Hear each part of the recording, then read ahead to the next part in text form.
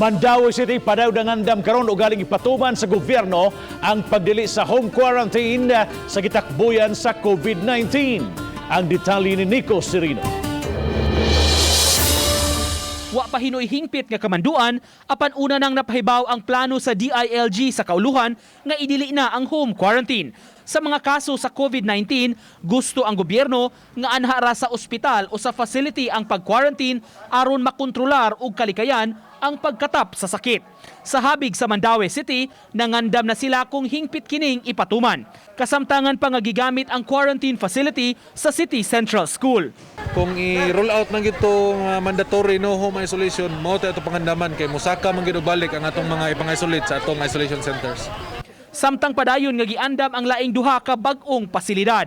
Ang kanhi North Bus Terminal ang butangan sa mga mild to moderate patients. Samtang ang bahin sa gi-renovate nga private park sa Dan Plaridel ang pahimutangan sa mga asymptomatic patients. Pasabot ni Ibanez, mapaigo ra sa mga pasyente ang duha ka pasilidad. Sa ato ang cases karon sufficient ra ang ato ang duha ka isolation center nga makakiter para sa no home isolation nga mando sa DILG. Uba ni June Solon, Nico Sereno, Balitang Bisdak.